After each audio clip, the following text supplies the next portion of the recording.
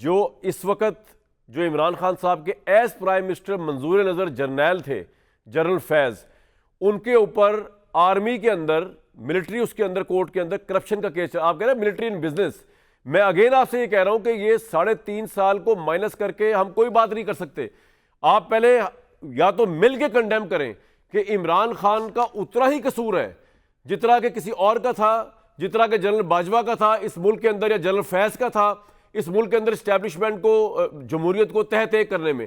दुनिया, आप कह रहे हैं यूएन के अंदर ये हो रहा है। खोसा साहब आप मुझे बताएं, सर मेरी यार सुन लो, उसके बाद आपने बोलना है। आप दुनिया में कोई ऐसा प्राइम मिनिस्टर है जो प्राइम मिनिस्टरशिप उतरने के बाद ये बताए कि मेरी पार्लियामेंट को इस्टेब्लिशमेंट और एजेंसियां चलाया करती थी, मैं खुद उनसे रिक्वेस्ट करके बंदे पूरे किया करता था, मुझे उन्होंने ला के बिठाया। वो कराची में, सिंध में इलेक्शन जीते तो वहां के जिसको मिस्टर एक्स वाई कहते थे, उनको इन्होंने कहा कि ये हमारा ओपनिंग बैट्समैन है। सर ये तो तबाही जो 3.5-4 साल में इमरान खान साहब ने फेरी है, उस जमाने की इस्टेब्लिशमेंट के साथ मिलके उसको माइनस करके हम किस तरह आगे चल सकते हैं सर? आप तसलसल चाहते हैं गुलामी का तो कर लीजिएगा। अगर आप तसलसल चाहते हैं, कम से कम उस शख्स ने ये तो कह दिया कि no more, enough is enough, और वो ना अगर आज भी कॉम्प्रोमाइज कर ले तो यकीन करें कि he will be the prime minister out of jail.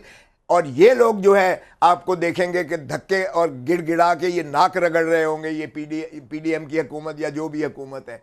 ये इतने ज़्यादा अवाम ने इनको मुस्तरद कर चुकी है। आप आज सर्वे पोल्स करवा लें, हमें आज भी मंजूर है, आप री इलेक्शन करवा लें। अगर इनकी जमानतें जब्त ना हो तो कामरान, शायद मैं भी यहीं बैठा हूं, आप भी यहाँ बैठे हैं, जो मर्जी आप मुझे नहीं, मैं तो आपको क्रेडिट दे रहा हूं कि आपने बल्ले के निशान के बगैर इलेक्शन जीता। सर मैं आपको बिल्कुल क्रेडिट दे रहा हूं इस बात का, आपने बल्ले के निशान के बगैर इलेक्शन जीता। ये मैं कल उनको बता रहा था, जो पीएमएलएन के पार्लियामानी लीडर है सेनेट के, इरफान सिद्दीकी साहब, मैंने कहा जी नवाज शरीफ साहब की खामोशी का मैं एक्सप्लेनेशन बता रहा था उनको कि ये हुआ है उनके साथ, वो उसमें कोई दो राय नहीं है। लेकिन सर ये जो आपकी पॉलिटिक्स है, ये इसका कोई आपको फायदा होता अभी तक नजर, अच्छा सुन ले मेरी, ये जो कॉन्फ्रंटेशन की सियासत है आपकी, जो आपने फौज के साथ शुरू की, मुझे बताएं किस अक्लमंद ने ये आपको मशवरा दिया था आपकी क़यादत को, और इसका क्या आपको फायदा हुआ? फॉरगेट अबाउट शहबाज शरीफ की परफॉर्मेंस क्या है क्या नहीं है, मैं आपको बता रहा हूं इस सिचुएशन के अंदर आप 50 इलेक्शन भी जीत जाए ना, आप सारे केसेस जीत जाए कोर्ट से, आप फिर भी बाहर नहीं आ सकेंगे, क्योंकि आपको पता है एग्जैक्टली कि जिस ताकत ने, इतनी ताकतवर है कि जिसने आपके लीडर को प्राइम मिनिस्टर बनाया 2018 में, तो वो आपके लीडर को जेल में भी रख सकती है, ये आपको एग्जैक्टली पता है। फिर आप कन्फ्रंटेशन उनसे क्यों कर रहे हैं? उनको गालियां, इस मौजूदा एस्टेब्लिशमेंट का कसूर क्या है मेरे भाई? ना वो आपको लाने वाले ना आपको उतारने वाले। मुझे तो समझ नहीं आ रही कि किसने मशवरा दिया इमरान खान को कि लॉन्ग मार्च करे नए आर्मी चीफ के खिलाफ। अभी वो आए नहीं, आर्मी चीफ सीट संभाली उसने। सर कामरान जरा हौसले से अब सुनने की भी जरा कर लो। देखो ये मुझे बताएं कि ये जो माशाअल्लाह 2 साल हो चले, 2 साल से तो मैं भी इमरान खान के साथ जेल में भी केसेस कर रहा हूं, और कल भी हमारी जो है 3-4 घंटे की नशिस्त रही अलकादर के केस में, और हम जेल में, अडियाला जेल में 5 बजे वहाँ से फारिग हुए। मैंने आपके प्रोग्राम की कमिटमेंट की थी, लेकिन चूंकि मैं रास्ते में था, अच्छा हुआ वहाँ जाके पर पहुँच सका। नहीं, बहुत शुक्रिया आपका। अच्छा चले भाई, अब देखें जरा, अब जरा हौसले से सुने भी सही। जी। मुझे बताएं कि जो कुछ इन 2 सालों में इस एस्टैब्लिशमेंट ने किया है, कल मैंने खुद दरख्वास्त दी उस ट्रायल कोर्ट में, जो नैब अदालत, अकाउंटेबिलिटी, नेशनल अकाउंटेबिलिटी कोर्ट जो केस सुन रही थी, और इमरान खान के कहने पर दी कि जनाबे वाला सिविलियन सुपरमेसी को आप मुसल्लत करके कानून और आइन के मुताबिक ये प्रेमिसेस जो जेल प्रेमिसेस है और जो आपका कोर्ट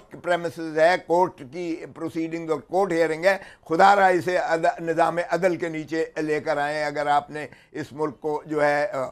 और मैंने ये भी लिखा कि ये जो कम्युनिकेशन गैप है by the head of the largest party of Pakistan, इससे स्टेट सफ़र कर रही है। State means the people of Pakistan and the रियासत ऑफ पाकिस्तान। ये स्टेट जो है, ये माफ़ करना, आर्मी नहीं है state is the people of Pakistan who operate through their representatives. Article 7 में यही एक रियासत है, और इसके साथ वफादारी आर्टिकल 5 में आर्मी चीफ की भी वफादारी वाजिब और लाजिम है, चाहे वो चीफ जस्टिस ऑफ पाकिस्तान हो, उसको भी is the inviolable obligation of every. और सियासी लीडर्स की लॉयल्टी जो है इनके साथ।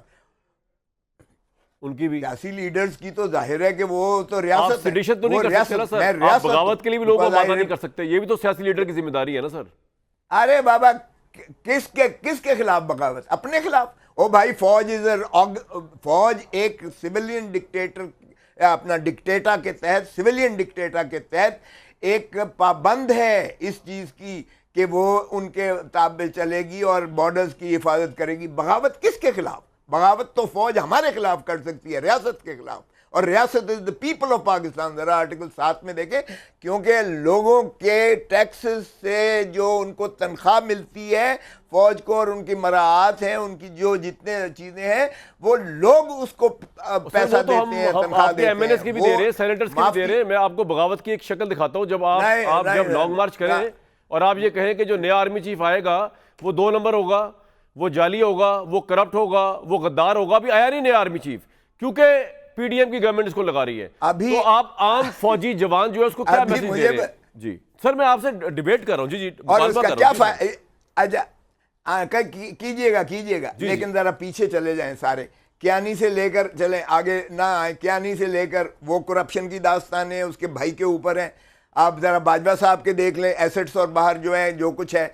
आप ज़रा मौजूदा जो कुछ 2 सालों में किया गया है यहाँ, कि आपने जो है हर फॉर्म 47 वाले को, हर हारने वाले को जिताने में क्या क्या कुछ लवाजमात चले हैं और किस किस ने उसमें से जो है रंगा है। मैं किसी जात की बात नहीं कर रहा है। अब आप देखें, इदारे कोई आपने जो है वो कर दिया है, वो कर अच्छा दिया सर, मुझे एक बात बताएं, मशकूक कर दिया है सारे ठीक है, मामलात में। आपका ये पॉइंट आ गया।